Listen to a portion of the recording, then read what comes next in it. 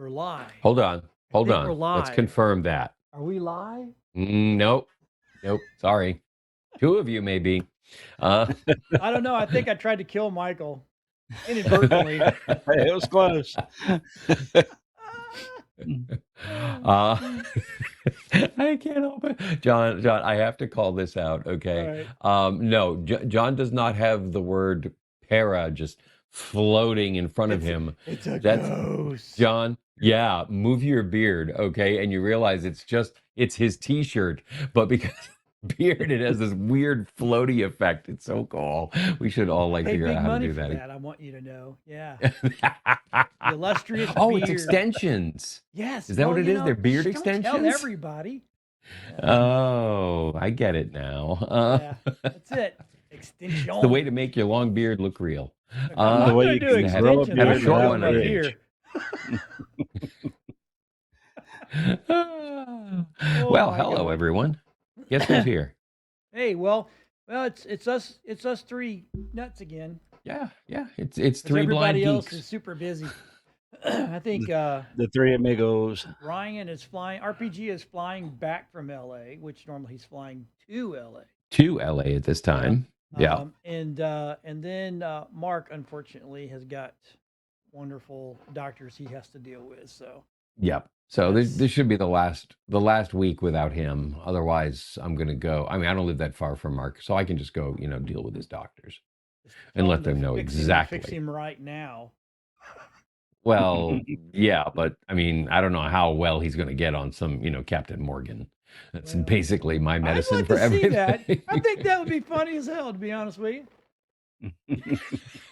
I don't know if we could tell whether he's having, a seizure or whether he's Oh drunk. well, yeah, that would be but- a thing, wouldn't it? Yeah, that's kind of sucky. We love you, Mark. We wish you were here. Well, it's been a busy week for the cryptid and For the paranormal. Oh my God. world all together, all the Yeah. way around. You know Yeah, what I'm it's saying? nuts. Yep. So, I so- don't even know where we're going to start today. Where are we going to start, Anthony? Here's the thing: I'm still producing because Cage is down, and I've got this Yep. horrid cough. So it may be Anthony and Michael just pretty much carrying the show today. So just saying. Yeah, so apologies up front, everybody. We Yes. know you only tune in to see John. Yeah. No, they don't. But yeah, you got to deal with us instead. No, Michael, I am, I just want to warn people, I am in like hyper skeptic mode today. So just be ready. Because Michael, what I would like you to do is let's go ahead and launch with the disappearances and its confluence with announcements. The disappearances are just absolutely insane. I started doing a deep dive on this, and what I'm finding is raising a lot more questions as to the potential of outside entities and or private black project companies that have been established. These guys all link back to each other. There's only been one death that, honestly, once I did a little deeper dive, the Michael David Hicks, he was 59. Mm-hmm. And he worked through the DART project.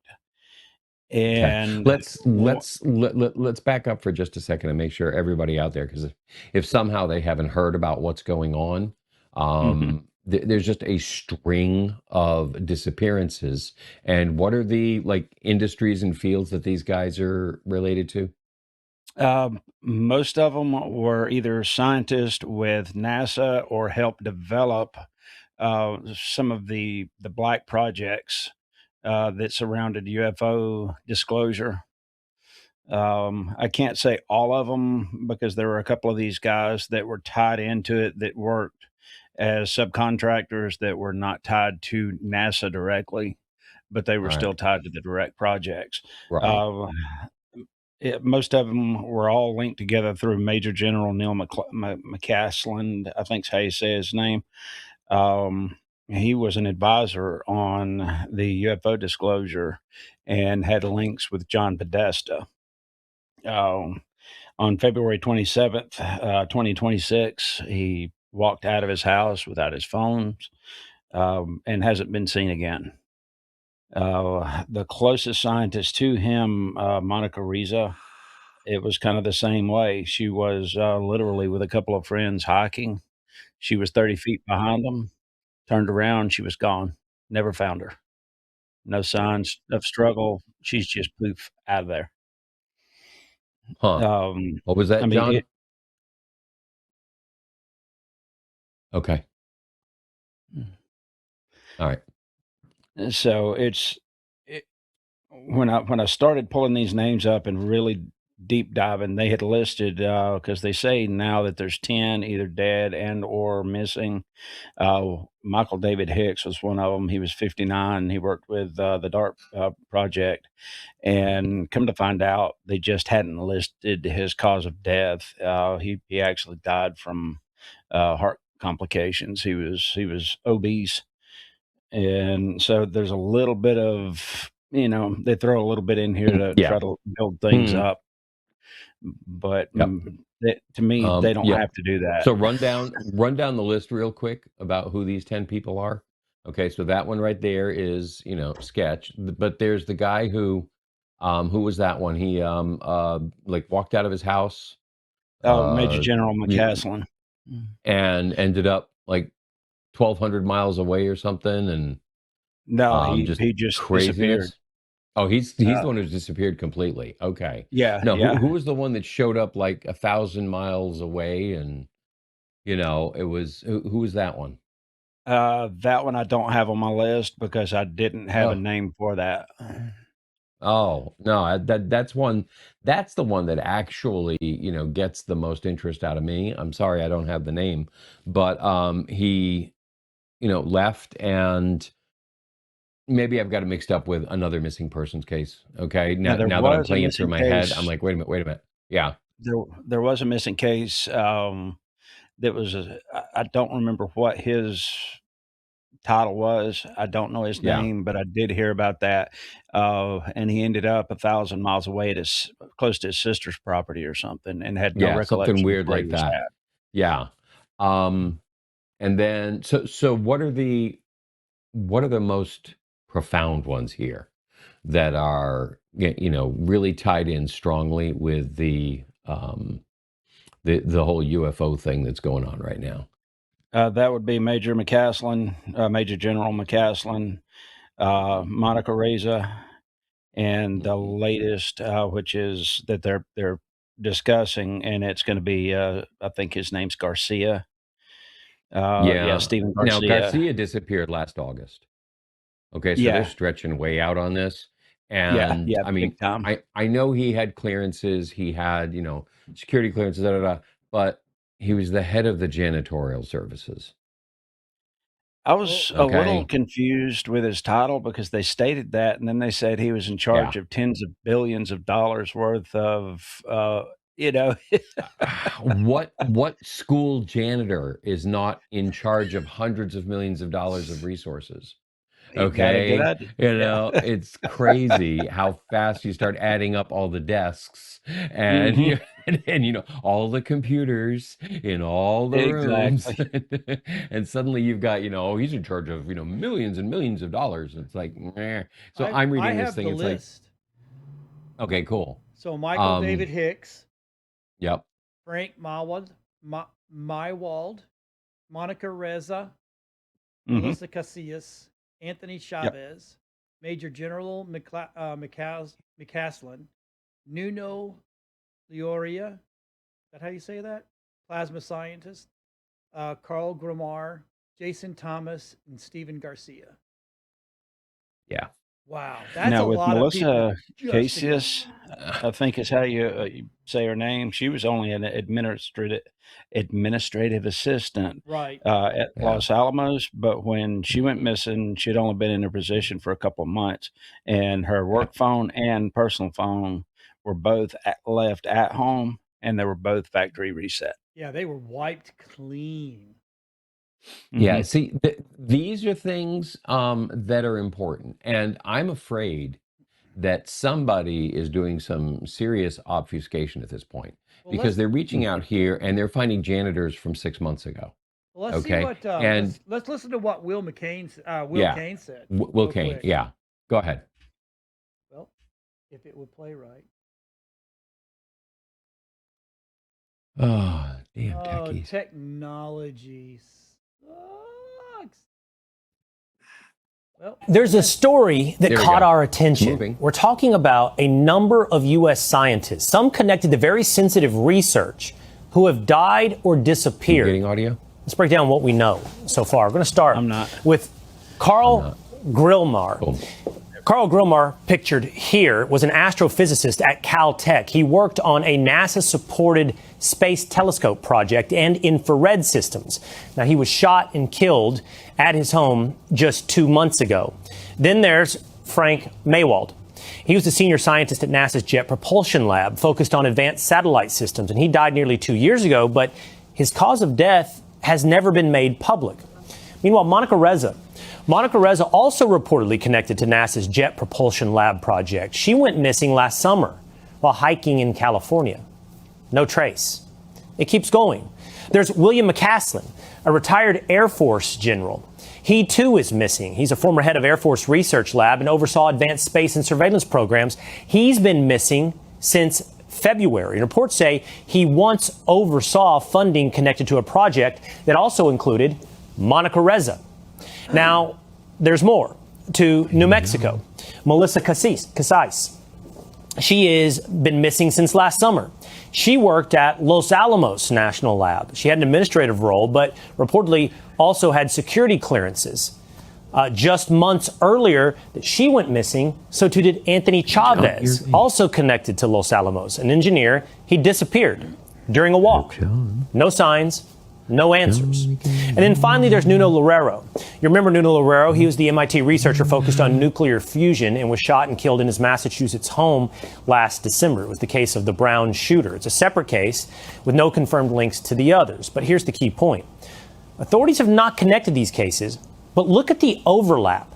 The same handful of institutions, NASA, Air Force Research, Los Alamos Laboratory. So, could they be connected? Or is this something else entirely?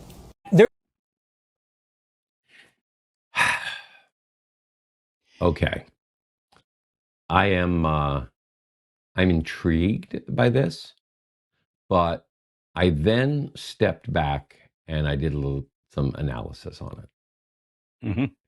When you look at all of the organizations involved in these 10 disappearances, you find that there are about 700,000 people involved in these organizations as employees, contractors, anything that you would pull in and add to this list, you end up with a population of about 700,000.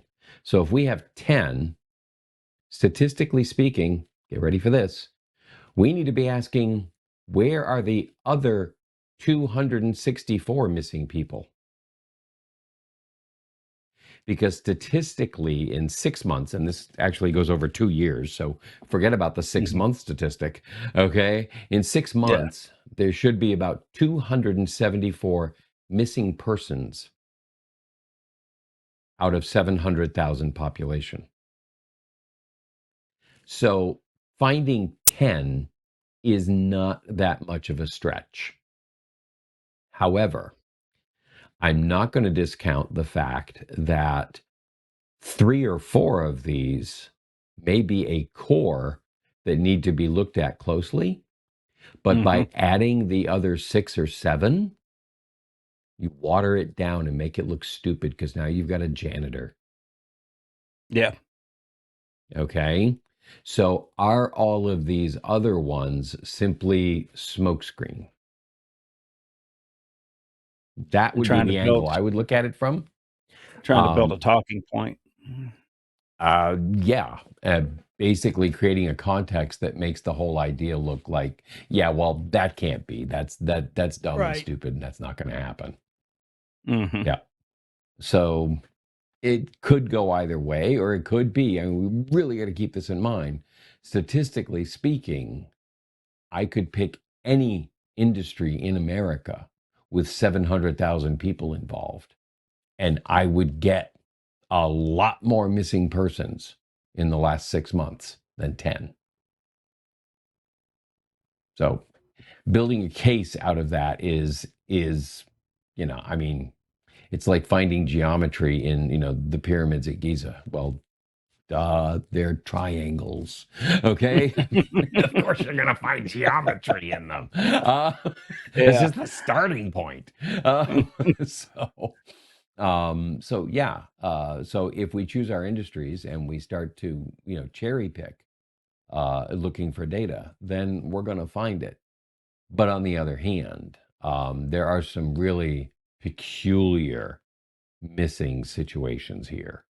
That, someone disappearing from, 30 feet behind you and they're gone.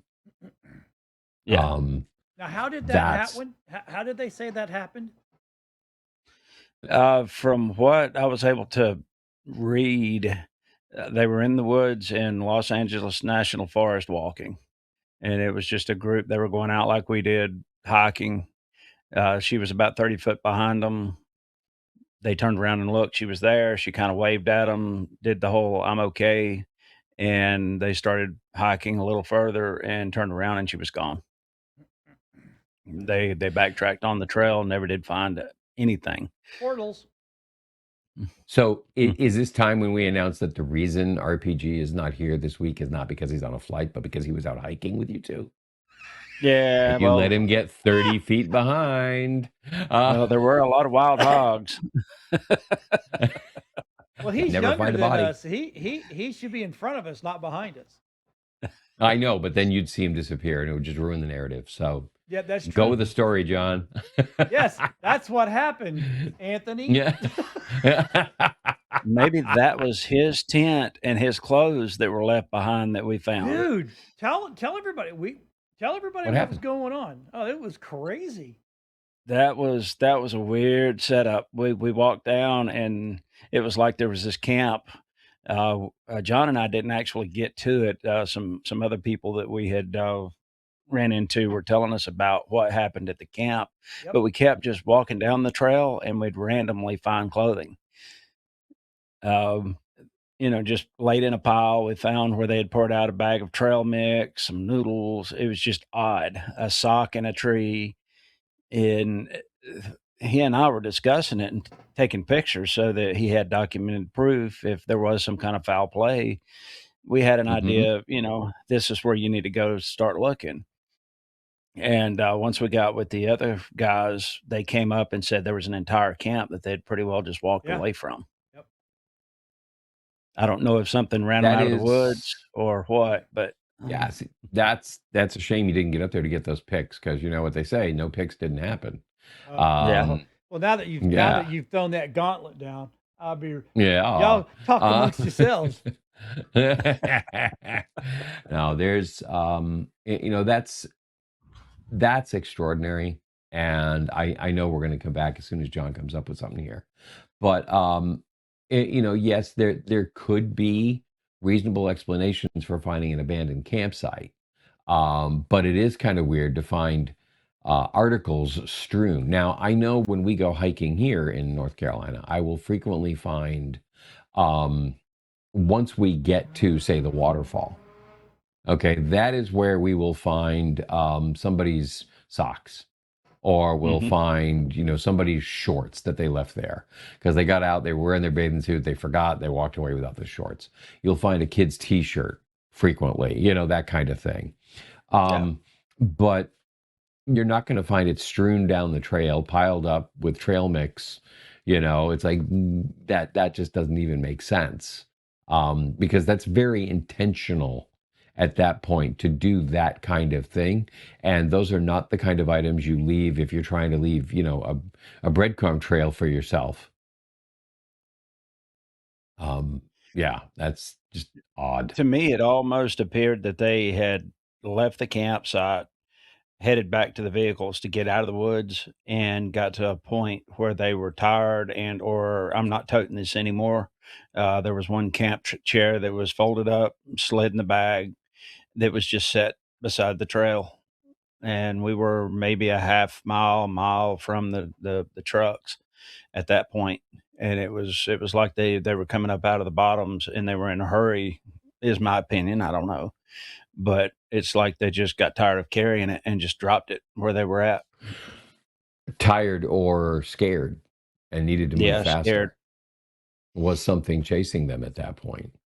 And of course, I have to ask about footprints. Did you find anything? It was so dry we couldn't even track the people that we knew were in front of us.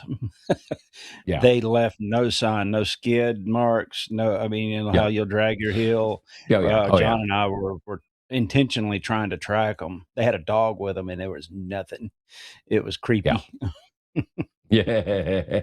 Maybe they weren't there. Maybe they were the same people. They're ghosts. They're now trapped Yeah. now. Okay, see, there you go.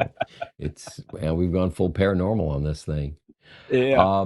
No, that's the kind of thing where either A, it is a common practice for people to leave stuff along that trail. But to find, that much, fresh, active stuff. Yes. When I go out hiking, it's inevitable. I'll find a couple items but not like that. They're not ever together like that. Right. Okay. That's weird. I'll find a t-shirt. So I'll find a pair of wet shorts, that kind of thing. That was just a sock next to it. The singular sock. Yep. Yeah. It was. You could see it. You could see it in the shot right there over. And then we get to this, just for no reason. Different kind of sock. Different. Is that a sock in the tree? Yeah, sock hanging. Did it in the match tree. the other sock?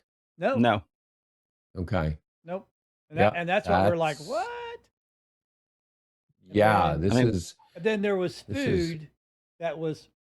I mean, this is packaged food right across the trail down the hill from where the clothes were left hanging. Real steep embankment. We started looking to make sure somebody hadn't fallen down in there. Yep. Yeah. And then, of course, there's the two goo-goos. Just to let you know, at this point, I'm remembering I have legs and they're dying. Yeah, it was. It was the weirdest thing. That is strange. That is definitely a case of, and the thing is, if you get to the camp and you see, I mean, you'll find bear sign.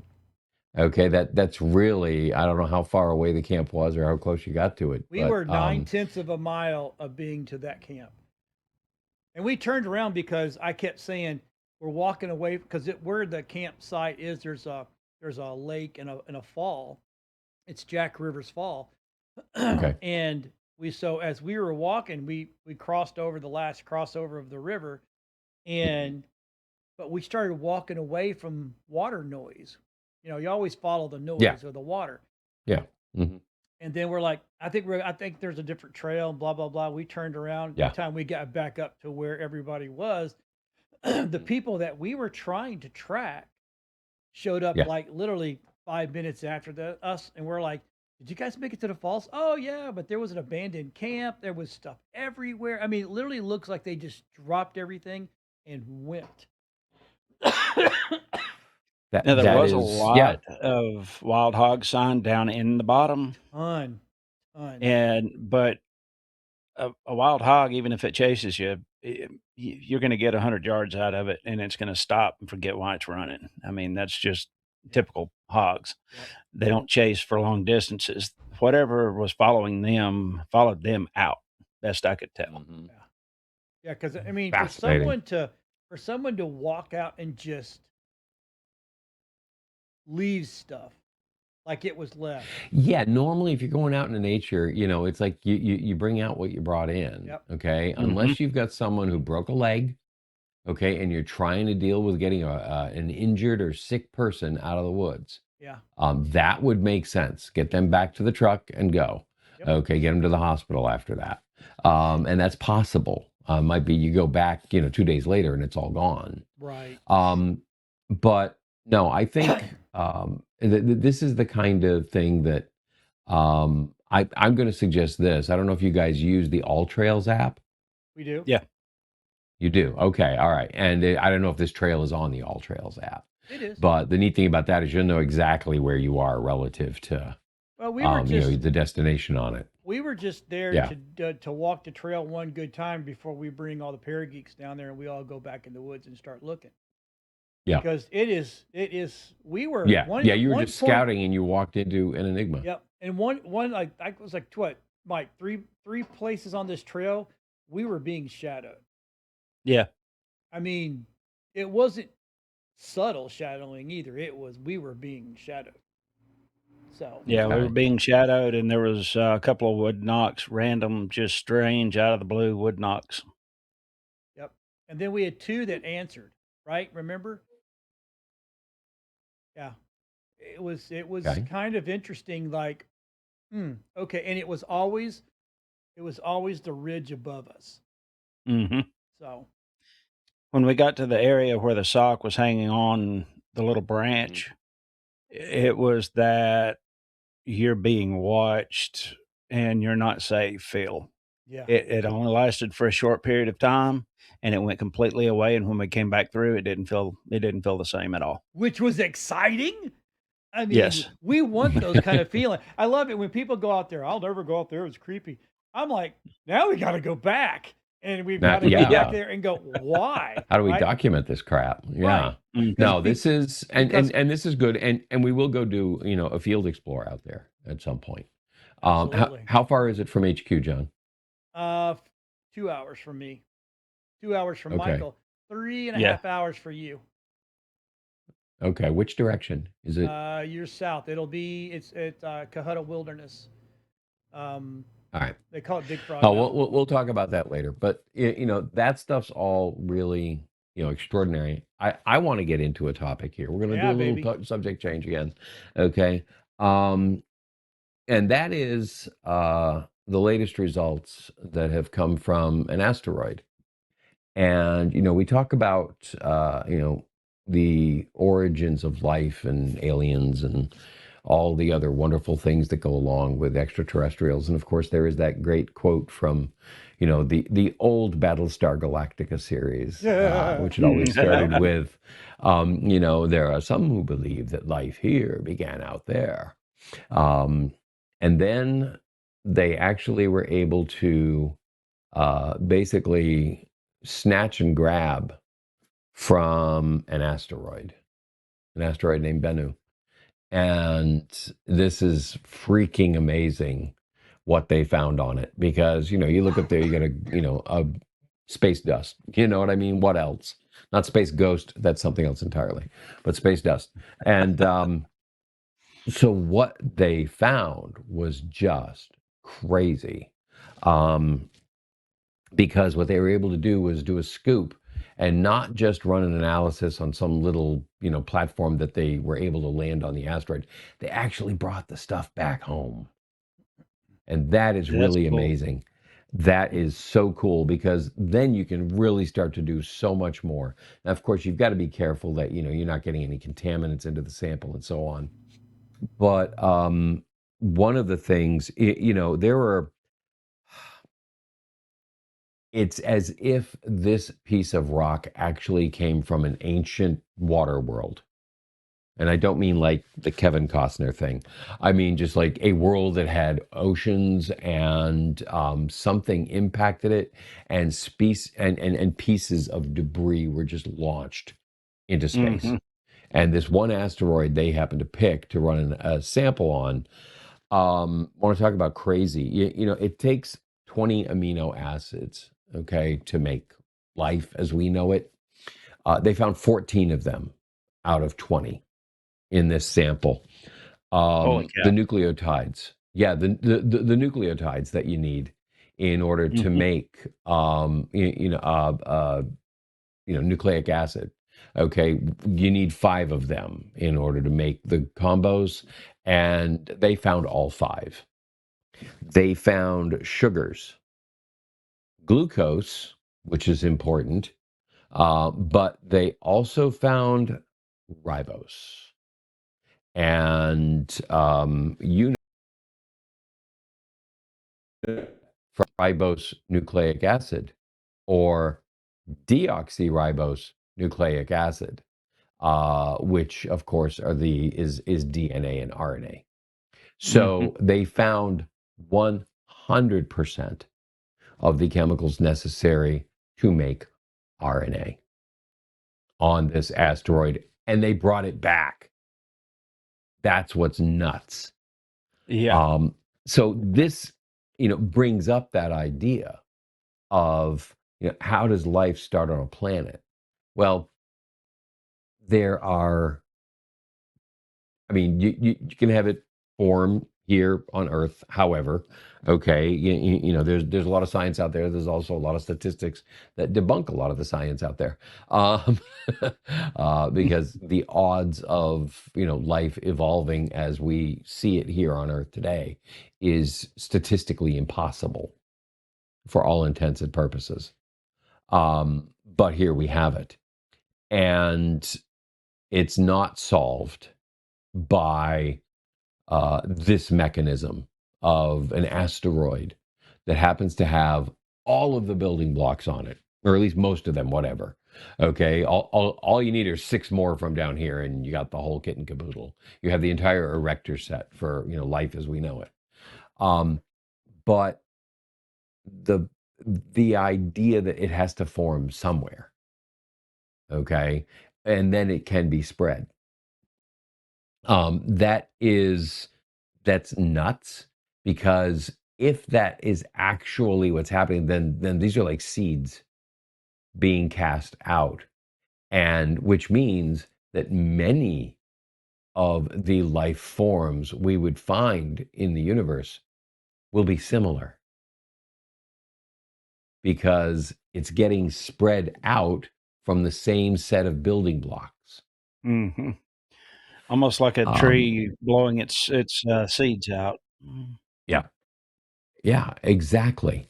So this got me to thinking, because at the same time I had another video hit, something that I knew and I've known for years, and I added it into our chat, and I said I was going to talk about it later, but that's when I realized we need this discussion right now, because there is a real head scratcher going on with a certain species of life on this planet that is so radically different from everything else that it just gives you this pause, like, oh wow, is this somehow some kind of alien life that was deposited here? Because it doesn't match everything else.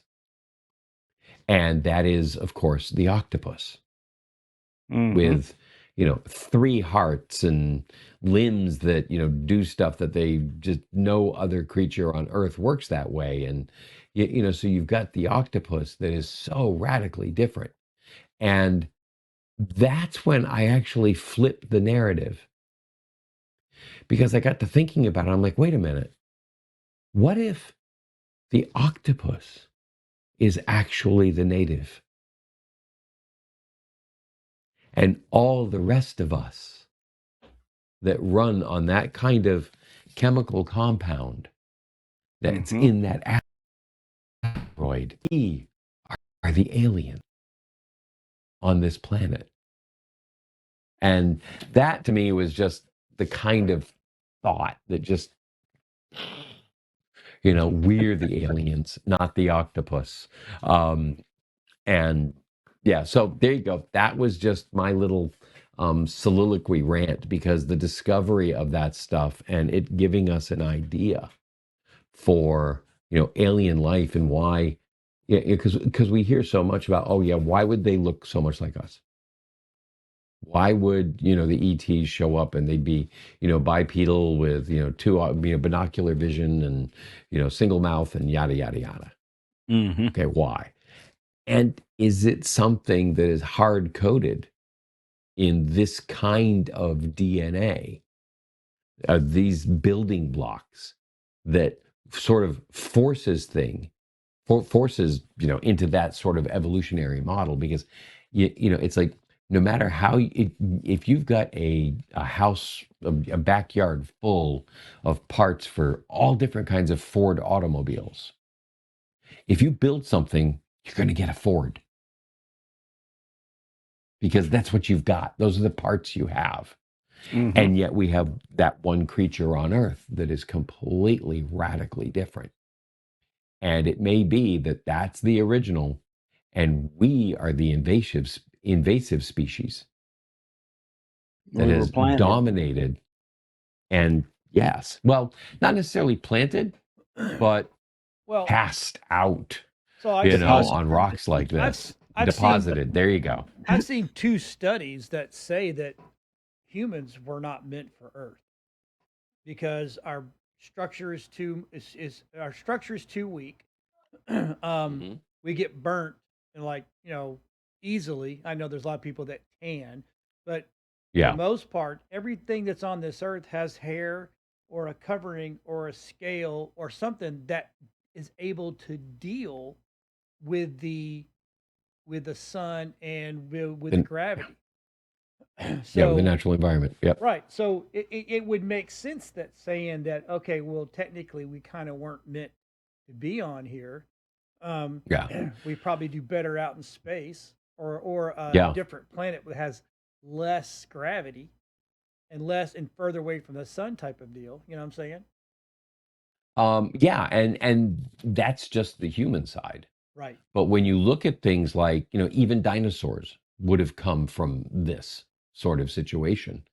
And that makes it fantastic because look at how, once again, maybe this idea of the constant, replacing mass extinctions and all that is actually a symptom of the fact that none of us are actually engineered for this environment, except something like the octopus.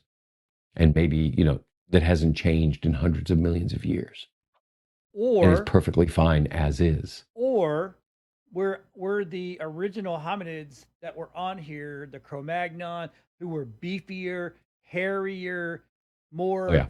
more adapt Hmm. to doing what they did, and then Yep. next thing you know, some people are going to say, "All right, John, you're pushing here," but the Anunnaki came and went, "Hey, you know what? We can make this a little bit better, a little bit smarter. We Let's can tweak it. control these guys and tweak them out. Next thing you know, Mhm. we get us."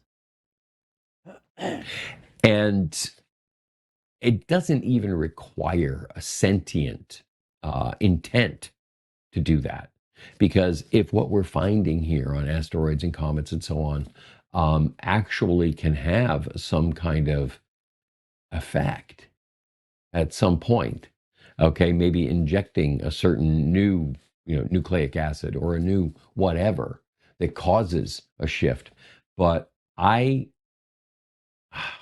they are now tracking our human evolution to be at the state where we can, actually conceptualize abstract thoughts. Okay. And looking at the things that allow us to do that. And we've gone from, oh, we've been able to be this way for the last 10,000 years. And then suddenly it's like, well, maybe it's 30,000 years. Well, maybe it's 300,000 years. And our brains have not changed that much. But what has happened is, I think, a whole lot of where we are at in terms of, like you're mentioning, the skin, the burnability, all these things. There's trade-offs whenever you make any kind of evolutionary change. And you will gain something, you will lose something when you go through that, unless you were perfectly bred for the environment right from the beginning. But as soon as you start making significant alterations, there's going to be give and take. And I think that if we look back at our intellect, the ability to, conceptualize, plan, and build structures. I mean, beavers build structures that they live in, okay? But it doesn't change over time. They don't conceptualize the house and go, you know what, next time I'm going to build it with, no, it's the same structure over and over and over again. It goes back as far back as you can find, the species beaver. You find the exact same structures that they build.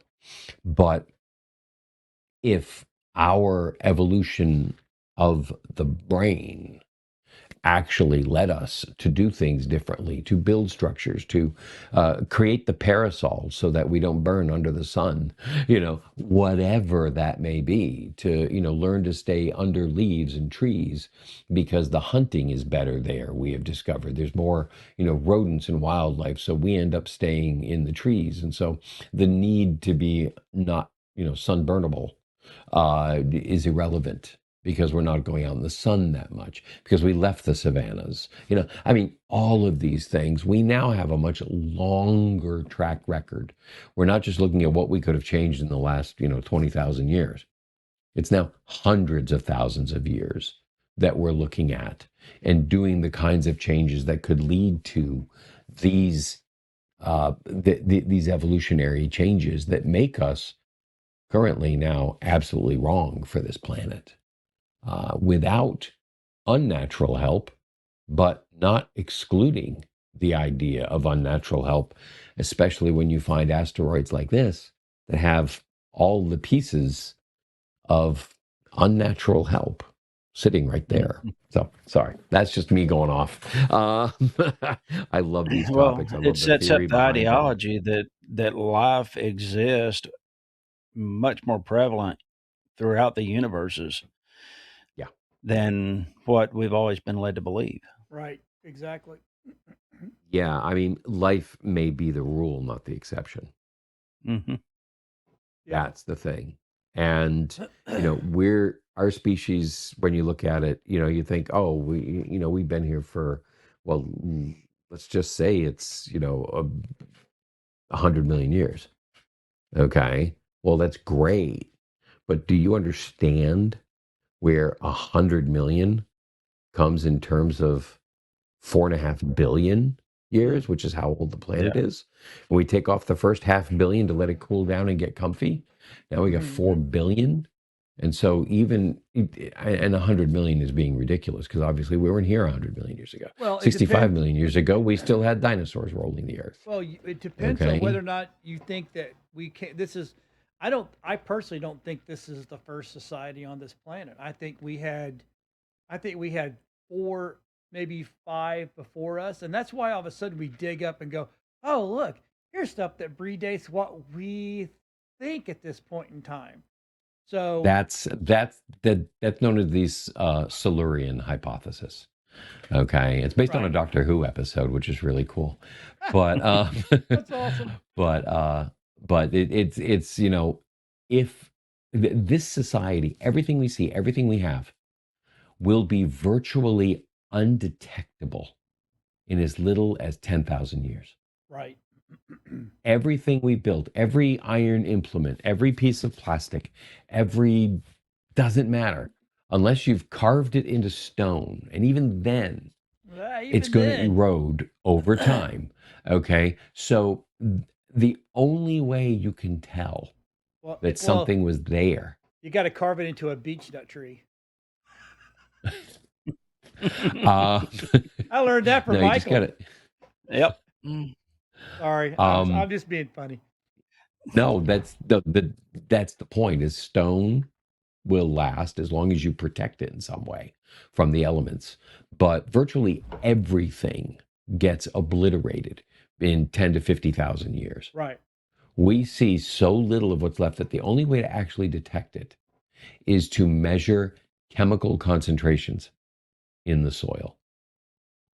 Because yes, you will not be able to see the residue of this phone case. Okay, this is the case for my lavalier mic. Right. Okay, but the chemicals it leaves behind will be a signature that is out of place. Right. It won't belong in all this red clay. A lot of these chemicals, their basic atoms are imported. Okay, and so those are the only ways you'd be able to tell.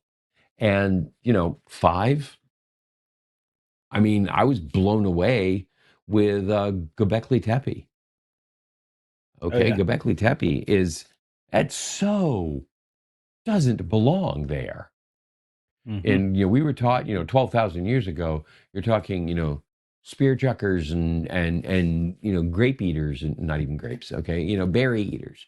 Okay, that's all you're going to get from 10,000 years ago. And because that's all there were. There was nothing else. Everything rose after that. And I'm perfectly fine with tracking what did rise after that. Right. Okay, but then you show up with Göbekli Tepe, and it's got these massive stone structures, and it's got stone structures on top of stone structures, buried 3-4 layers deep with the exact same stone structures that are buried like every few centuries. They add more. And so you got to look at the timeline, and now you're looking at, 12,000-year-old megalithic structures. Now, they are not on the same scale as Right. Giza, Right. but Giza was crazy stupid. Okay. And I think in 50,000 years, that is going to be one of the things that's still there. Okay. And it's going to be very easy to mistake them for natural rock mounds, Right. because they're going to erode over that time. Because the weather like is South America is. that's getting eaten by jungle. Yeah. Okay. And that will happen again. I mean, that whole area on the west side of the Nile that is now the Sahara Desert, just 6,000 years ago, was lush rainforest. It was a jungle. Now it's the Sahara Desert. Okay. And it will go back again. When we start to get the carbon dioxide back into the air, like it's supposed to be, we're running at super historic lows right now. I mean, we hit a point where if we'd gone just 30 ppm lower, there would be no life on Earth. If we hit 150 parts per million, everything is dead. There is no bringing back the planet. There's nothing left. No, it becomes Okay. Mars. All life, no, not even. Mars Not probably has more life than we would. Okay. Wow. No, it becomes the moon. Ooh. Okay, basically. Sure, there will be an atmosphere, but it will not support any kind of life. Right. And the oceans will be dead, the land will be dead, everything will be dead, and it will be a frozen ball of ice. That's what happens if we hit 150 ppm, and we hit like 180. We were that close to losing the whole planet about 100,000 years ago. Wow. We've been crawling out of that ever since. And so we should be in the 500 to 1500 ppm range is safe. And if we start doing that, then the whole planet starts greening again. Okay. Now we're actually, it's those times that are the most advantageous for living creatures. I mean, those were the ages of the megafauna. Those were, when dinosaurs ruled the earth, is when, the CO2 was at 1,500 to 2,000 ppm, because plants could grow fast enough to feed them. And so animals grew fast enough to eat the plants. And you had the megafauna, and so the brontosaurus, which could just eat enormous amounts of greenery and never starve, because the greenery was growing back 50% faster than it is now, 100% faster than it is now. And so it could eat. And the plant life and the biodiversity, because there was so much evolution going on. Instead, we have reached an age where we are close to mass extinction, not because CO2 is rising, but because CO2 has been falling. And it's finally, God, I hope we bottomed out and we don't go back down again, because we won't survive. We will not survive another pit. Wow. Yeah. Oh, that's scary stuff. Note. Yeah. Well, again, we are talking about, many, many thousands of years, assuming some idiot billionaire doesn't try and geoengineer something. Okay. Yeah. And, sequester all the CO2 in order to save us. God. Now, I don't know if you remember Snowpiercer, the movie. I mean, that's what led to that. And, somebody trying to geoengineer the climate, and in order to save us, ended up absolutely destroying everything. And so I am far more interested in seeing CO2 go up than go down, because like last year in Europe, it was 39 times as many people died from cold than from heat. So That's heat crazy. is not our enemy. Okay, we can manage that. I mean, you can live in Florida, and if the power goes out and you lose everything, you can still survive. People did it for many centuries, okay, in Florida. But if you lose that stuff in New England, you're dead in 2 or 3 days. Right. You can't survive. You cannot survive bitter cold. That's all there is to it. So, yeah, it is not something to really concern ourselves with. I am far more interested in pumping as much CO2 into the atmosphere as we can. But we all need to dry Hummers. That makes me a really weird outsider. Now, who would drive a Hummer? Give me a break when you can have a 6.3 liter Hemi. I have one of those. Well, I have a 5.9, so yeah. Yeah, we got one of those. But you need to say, compared to the yellow bees, the Hummers, he's just a blemish. That is true. Yes, yeah. that is true. Yeah, we all are deeply concerned about the environment, and we're doing our part to make sure it stays warm enough for life. That's it. Yeah. So I know you can all go and unfollow us now. Yeah. Well, we just did tell them that's why they're going to unfollow us. They'll be all right. Yeah. You know what's not our problem, right? Because we're old guys. Well, except Mike. Look how young Mike looks. I know. Mike's so young in here. I didn't feel young or hot. Oh, so Mike, what else you got? Or John, what have you got? Oh, we got you put a thing in there. Once again, we're gonna delve back into the PG film. Oh yeah. Yep, they ran Grok over the PG film. Okay. Grok usually does a pretty good job. But Grok, you know what the G stands for, right? It stands for GIGO.